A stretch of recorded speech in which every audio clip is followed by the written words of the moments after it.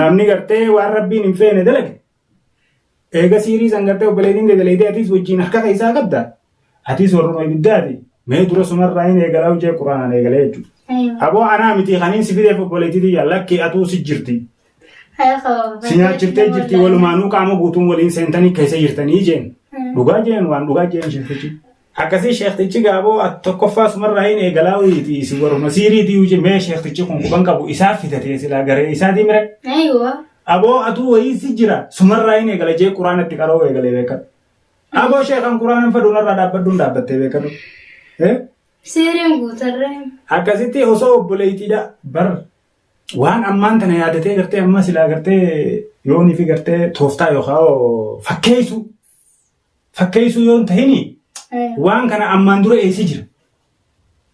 Dira gartee ilmaan Oromoo namuu bakka jirurraa gartee aboo obboleessa. شيخنا الرئيس قرآن فقط قرآن شيخ نديس شيخ نديس شيخ نديس شيخ نديس نديس شيخ كان رانتنا obboleettii tiyya wallaanuudhaaf sheekha barbaada jabaadhaan qabee dhufe gaa'e galatooma rabbi sheekha kanaas khayrii qabu rabbi naaf haa godhu nama wallaanu ana hawallaanu duragaa kamaraate isuma kana hogaa isuma kana wallaanaa durai an mara naqa sheekhan fayyaa qaba namatti nama naa fayyista jeensi ame maal ta'e mara atis waay qabda nama waas guree jira fayyaan qabdu jechuudha sheekhan namni kami waan ogal an fayyaan qabaa bar siirummaan sanuu isit dalagamte amma ala maraatuu keessa jirti jaarsinis rafuudhaaf bee ala jira wal keessa inaaf faajii itti taate osoo siirii nama godhattu ifiifuu siirii taate maraachaa jirtu waan taateef kanaafuu isii sarakkanaa wallaantee xabiin naa deebistuun fala siirii sanis irraa isiiftee kan isii sinis bakka siiriitti hin dhiyaanne naagootaa kanaafis yaamee jechuudha. Isiis bira inni wallaannaa ati garuu dura waliin qabda waan ta'eef dura wallaansa feetaatu. Sheekha wallaansa fadhu. Si wallaana gaaniin jooktaa wajjaadeero. Kitaabni anaaf ni dubbata? Ni dubbata. Hara caalaan waan haarii ani deemas nama ja'a akkuma beektan gaa jawaadeen barbaadaa jee manaa beekteni. Oduu waan fidee dhufee anis hammaan tana kaniin gaafate ta'a. Waan inni joogaa waan inni irraa baru waa'ee jawaadeetti raayise. Kan waliin laallu tahaa nu faana turaadhaan gaduma fiidiyoo teenya. Waa'ee jawaadee dhaga'uudhaaf hawwii jajjara jirtaani.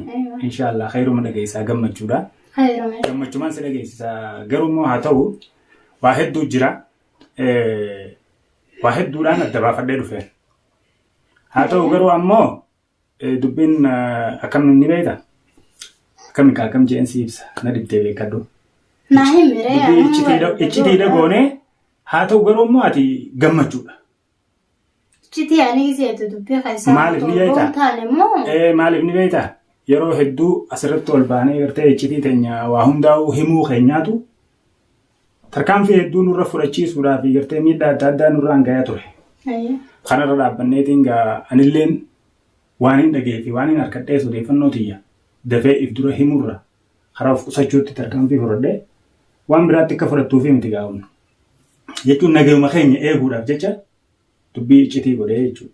Maaliif yoon amma tanaasanii waan akkanaatiin dhagee odeeffannoo akkanaatiin dhagee waan akkanaa jira jee asirratti ol beekaniin si himu taate dursanii harkamuudha mala. Kanaafin waan takka dubbii iccitii godhadhee anis dhoofadhee iccitii teenya hunda dhibbarraan dhibbatti diinni keenya akka baruun hin fadhinii.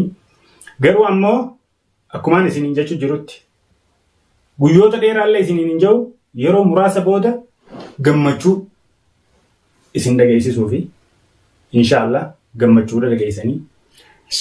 Namni isin silaa gartee hawwiin eegaa jirtanis kan isin akka malee jaalattan atilleen akkasumatti namni ati baay'ee hangam takka akka kabajuu fi maal jee waan si ibsuu hin dandeenye gammachuu teetii fi gammachuu isaallee yeroo dhiyoo keessatti agartan jeetii yaada inshaallah har'a xiqqoo sagaleellee na jijjiiramee jira. Sibichaa miteenis namaa jijjiirame waa gammachuu sana dhabuu. Qilleensa keessaan xiqqishoo qilleensa keessaan deemee dhufe waan ta'eef narra laaleen atillee dhiifama. Kanaafuu inshaallah gammachuu dhageessanii gammachuudha walumaanuu gammaduuf teenyaa maali gammachuun tunii jettaniillee hedduu miira keessaas akka hin galle. Dhaamsa keessan kan isin naa dhaamaa jirtan hundaa'u an taa'utti hin jiru hojiirra oolchaatiin jira. Waan jiru hundaa adda baafadheetiin maal akkaan godhuu qabu hunda tarkaanfiin silaa fudhachuu qabuu fi waan hin godhuu qabu hundaa'u godhaatiin jira. Garuu ammoo waan hin godhu jiru san iccitii xiyya san akka ammaan duraatti waa hunda tanaasanii takka 2-3 jee isinii tarreessuu hin barbaadu. Maaliif hojiidhaan akka namoota harkee gammachuusaa agartee ahaa illoo dubbiin akkanaa ifiif deebii mataa isaatiif akka kannutti keessaan hojjechuu jira jechuudha. Takkanaatii gammachuun xiyyaas yeroo muraasa boodatti dhuftaa. Ati akkam silaanee qabdaanii? Nagi wallahi gammachuu mata na dagoo kana. Maal fa'aa addee turte ati garuu? Animo. Egaa hangaan ani sirraa ala ture kanatti kaayoo. Yaani akkanaanu adabuun booda jiraase. Gadi mobaanee nagi anu deebi'uuf yaadannoo. Tarmaasii addeesee. Hirmaa addichisaa. Isumaa fudhatanii manatti hin galfatanii waan jiru yaadu jirta. Osoo jawaatee iyyuu dhuguma reenu. Ayyee. Yaani kanumaan na jira kan ni eega dhuftees gaawwan na jira waan dhagee dhufee waan harkee dhufee maal naa himaa fi dinqamu jira. Har'a waan roobni na godhe malee. Romaanuu waan roobni nu godhe malee haala kanatti gartee miti. Roobaa jira. Kara biraatiin wanni hundinuu gammachuudha inshaallah khayriidha. Alhamdulillah. Waan hundaa'u sirreessinee gartee bakka silaa gartee bakka sababaa keenyatti gartee sababa dhimma keeyyaa fi keetii keessaafuu rakkinni uumamee ture hundaa'u suphinee kan fayyaan dhuftee gammachuutti kachi baanutti waa hundaa'u xumurree jirra inshaallah gammachuu ijumateetiin irra dhaabbattee waa gartee irra wayyoo aan afaan isii muru. Nafa dure. Dirqama afachuu qabda. Sii mitiiti uummanni silaa waan kanarratti gartee caalaa maaliif jirte jechaa jiru sanuu ittiin himne isaaniifuu iccitiidha. Isaaniinuu obsaan eeggadhaan jechuu jiraani bara. Garuu gabaan roobaa dhiisiin siin jeerraan tana. Unoolaa hokkeen xiyya hundi na qabamtee sagalee hundi na jijjiiramteerra.